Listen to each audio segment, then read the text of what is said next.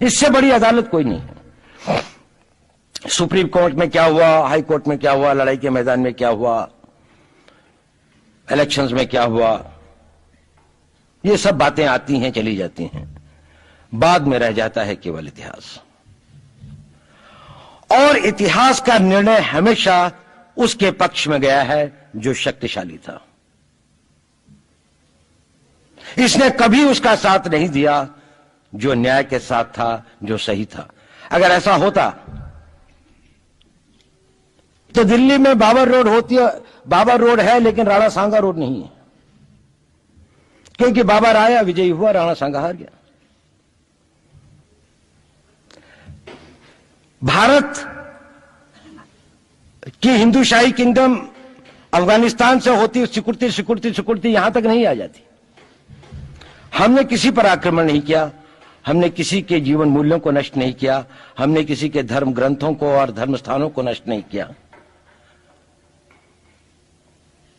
शायद हम न्याय संगत थे, शायद सत्य भी हमारे पक्ष में था, लेकिन शक्ति हमारे साथ नहीं थी।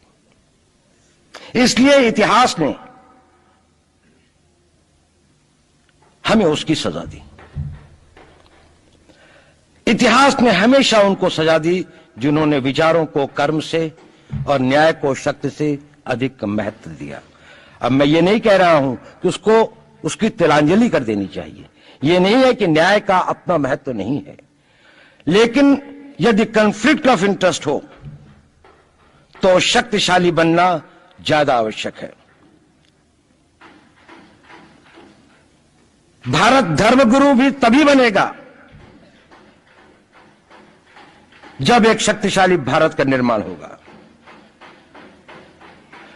जिन लोगों ने भारत के ऊपर आक्रमण किया, भारत के ऊपर राज किया, इस प्रकार से राज किया कि राज करते वक्त, जाते वक्त अपने गुलामों से कह दिया कि तुम राज कर लो, हम तो जा रहे हैं, तो यहां पर गुलाम वंश भी बन गया। अगर हम लड़ाई के वॉरफेयर के उसूलों से देखें कि किसी भी राष्ट्र की जो कॉम्प्रिहेंसिव स्टेट पावर होती है, किन चीजों से वो लड़ाई लड़ता है, जिसको हम कहते हैं कि ये शक्तिशाली है और दूसरा शक्तिशाली नहीं है, क्या वो अवयव होते हैं उसके, क्या घटक होते हैं उसके। तो भारत के पास जनशक्ति, धन शक्ति, ज्ञान की शक्ति, टेक्नोलॉजी की शक्ति, और जिन लोगों ने आक्रमण किया उनकी शक्ति को अगर हम ये देखें तो शायद 1 और 1000 का अनुपात भी नहीं होता। लेकिन उसके बाद भी हम वो नहीं कर पाए। और ये प्रश्न भी किसी ने पूछा, उस पर मैं आऊंगा बाद में। निवेदिता जी ने उसका बहुत अधिक उत्तर दिया, बहुत अच्छा उत्तर दिया था कि क्या कारण है, किसके कारण भी हम लोग इस लड़ाई में इतिहास ने हमारा साथ या हमारे पक्ष में न्याय नहीं दिया। क्या कारण है कि कश्मीर में हम लड़ रहे हैं, जिन्होंने हमारे ऊपर आक्रमण हो रहा है, हमारे ऊपर बाहर से लोग आकर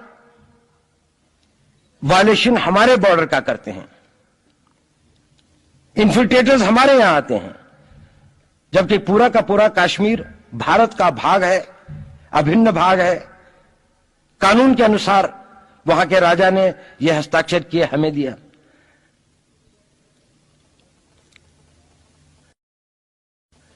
क्या कारण है कि करोड़ों की संख्या में बांग्लादेश से लोग भारत में आते हैं, हम बाड़ लगाते हैं, वो लोग वहां से मना करते हैं कि आप हमारे आदमियों को आने दीजिए, और हम कुछ नहीं कर पाते। और भारत में 2 करोड़ नागरिक रहते हैं, हम हर एयरपोर्ट के ऊपर में इमिग्रेशन की चेक पोस्ट लगाते हैं कि कहीं पर कोई एक आदमी बिना पासपोर्ट के या बिना वीजा के भारत में प्रवेश न कर जाए। यहां पर लाखों की संख्या में, करोड़ों की संख्या में लोग आते हैं। सुप्रीम कोर्ट भी ये वो करता है कि जिन लोगों ने, जो इसके लिए जिम्मेदार हैं, उन्होंने जो काम किया है वो भारत के ऊपर आक्रमण के बराबर काम किया है। और वही सरकार उस सुप्रीम कोर्ट के 25 जुलाई 2005 के निर्णय के 3 दिन के अंदर में एक नया अध्यादेश जारी करके उन सारे के सारे कानूनों को फॉरेनर्स एक्ट के अंदर में इनकॉर्पोरेट कर लेती है, क्योंकि जो वो आईएमडीटी एक्ट था उसको सुप्रीम कोर्ट ने नल एंड वॉइड कर दिया।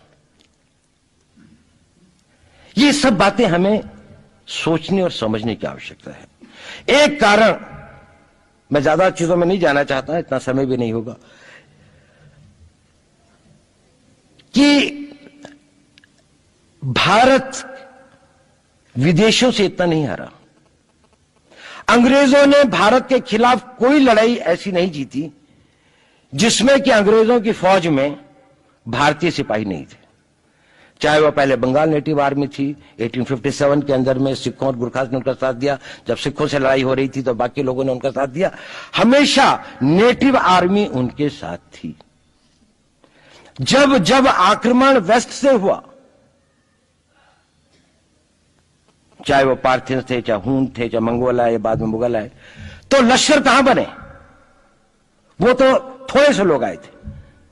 लश्कर बने काबुल में, जिस वक्त तो इस्लामाइज भी नहीं हुआ था, लाहौर में, सरहंद में।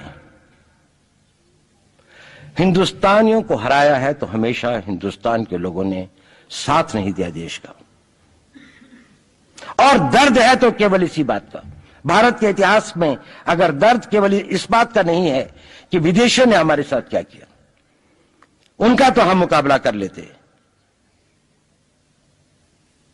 दुख इस बात का था कि हमारे सभी लोगों ने साथ नहीं निभाया और साथ नहीं दिया।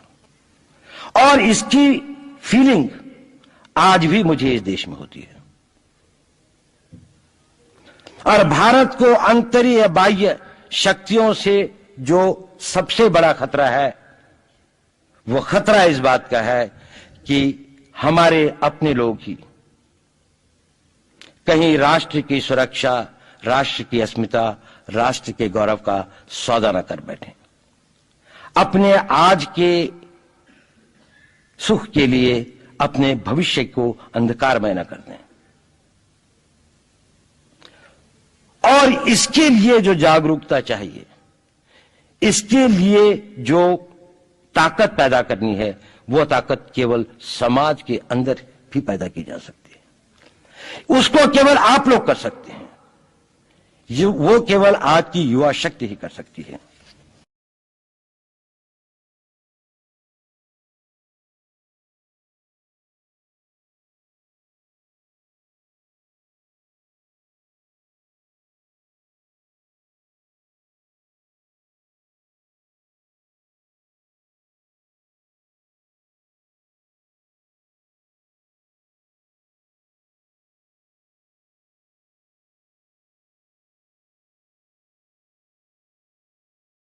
इससे बड़ी अदालत कोई नहीं है।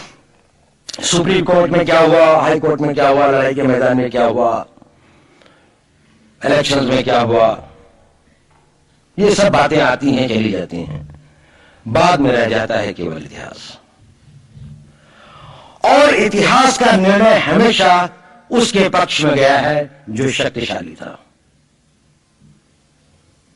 इसने कभी उसका साथ नहीं दिया जो न्याय के साथ था, जो सही था। अगर ऐसा होता तो दिल्ली में बाबर रोड होती है, बाबर रोड है लेकिन राणा सांगा रोड नहीं है, क्योंकि बाबर आया, विजयी हुआ, राणा सांगा आ गया। भारत की हिंदुशाही किंगडम अफगानिस्तान से होती है, सिक्योरिटी यहां तक नहीं आ जाती।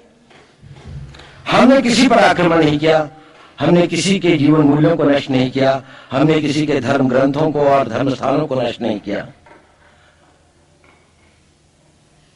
शायद हम न्याय संगत थे, शायद सत्य भी हमारे पक्ष में था, लेकिन शक्ति हमारे साथ नहीं थी। इसलिए इतिहास ने हमें उसकी सजा दी। इतिहास ने हमेशा उनको सजा दी जिन्होंने विचारों को कर्म से और न्याय को शक्ति से अधिक महत्व दिया।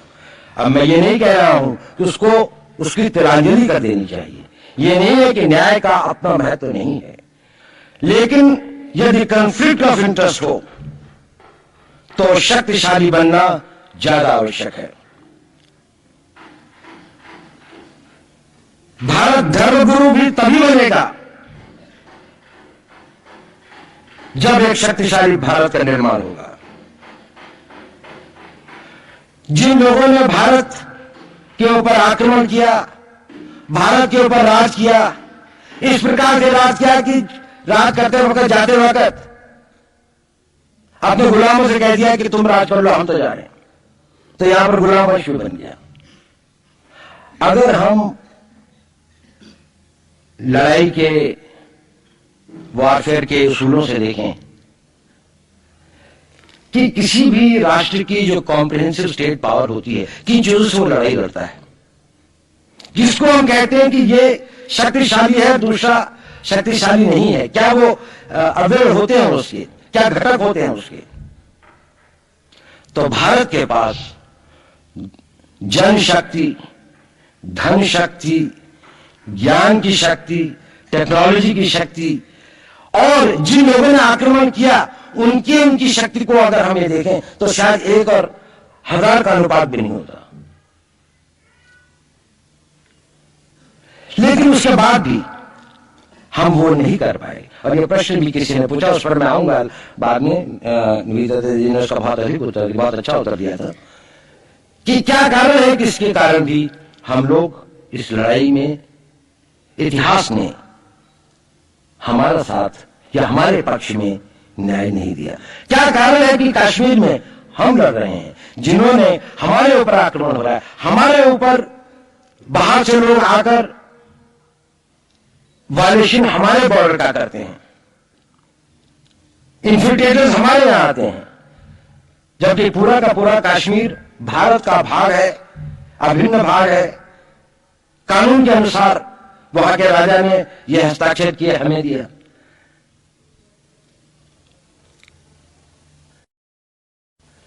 क्या कारण है कि करोड़ों की संख्या में बांग्लादेश से लोग भारत में आते हैं, हम बाढ़ लगाते हैं, वो लोग वहां से मना करते हैं कि आप हमारे आदमियों को आने दीजिए, और हम कुछ नहीं कर पाते। और भारत में 2 करोड़ नागरिक रहते हैं, हमारे एयरपोर्ट के ऊपर में इमिग्रेशन की चेक पोस्ट लगाते हैं कि कहीं पर कोई एक आदमी बिना पासपोर्ट के, बिना वीजा के भारत में प्रवेश न कर जाए। यहां पर लाखों की संख्या में, करोड़ों की संख्या में लोग आते हैं। सुप्रीम कोर्ट भी ये वो करता है कि जिन लोगों ने, जो इसके लिए जिम्मेदार हैं, उन्होंने जो काम किया है वो भारत के ऊपर आक्रमण के बराबर काम किया है। और वही सरकार उस सुप्रीम कोर्ट के 25 जुलाई 2005 के निर्णय के 3 दिन के अंदर में एक नया अध्यादेश जारी करके उन सारे के सारे कानूनों को फॉरेनर्स एक्ट के अंदर में इनकॉर्पोरेट कर देती है, क्योंकि जो वो IMDT एक्ट था उसको सुप्रीम कोर्ट ने नल एंड वॉइड कर दिया। ये सब बातें हमें सोचने और समझने की आवश्यकता है। एक कारण, मैं ज्यादा चीजों में नहीं जाना चाहता, इतना समय भी नहीं होगा, कि भारत विदेशों से इतना नहीं हारा। अंग्रेजों ने भारत के खिलाफ कोई लड़ाई ऐसी नहीं जीती जिसमें कि अंग्रेजों की फौज में भारतीय सिपाही नहीं थे। चाहे वो पहले बंगाल नेटिव आर्मी थी, 1857 के अंदर में सिखों और गुरखा ने उनका साथ दिया। जब सिखों से लड़ाई हो रही थी तो बाकी लोगों ने उनका साथ दिया। हमेशा नेटिव आर्मी उनके साथ थी। जब जब आक्रमण वेस्ट से हुआ, चाहे वो पार्थियन थे, चाहे हून थे, चाहे मंगोल आए, बाद में मुगल आए, तो लश्कर कहां बने? वो तो थोड़े से लोग आए थे। लश्कर बने काबुल में, जिस वक्त तो इस्लामाइज भी नहीं हुआ था, लाहौर में, सरहंद में। हिंदुस्तानियों को हराया है तो हमेशा हिंदुस्तान के लोगों ने साथ नहीं दिया देश का। और दर्द है तो केवल इसी बात का। भारत के इतिहास में अगर दर्द केवल इस बात का नहीं है कि विदेशों ने हमारे साथ क्या किया, उनका तो हम मुकाबला कर लेते।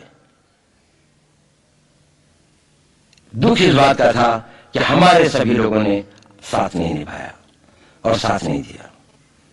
और इसकी फीलिंग आज भी मुझे इस देश में होती है। और भारत को आंतरिक बाह्य शक्तियों से जो सबसे बड़ा खतरा है, वो खतरा इस बात का है कि हमारे अपने लोगों की कहीं राष्ट्र की सुरक्षा, राष्ट्र की अस्मिता, राष्ट्र के गौरव का सौदा न कर बैठे। अपने आज के सुख के लिए, अपने भविष्य को अंधकारमय न कर दें। और इसके लिए जो जागरूकता चाहिए, इसके लिए जो ताकत पैदा करनी है, वो ताकत केवल समाज के अंदर भी पैदा की जा सकती है। उसको केवल आप लोग कर सकते हैं। वो केवल आपकी युवा शक्ति ही कर सकती है।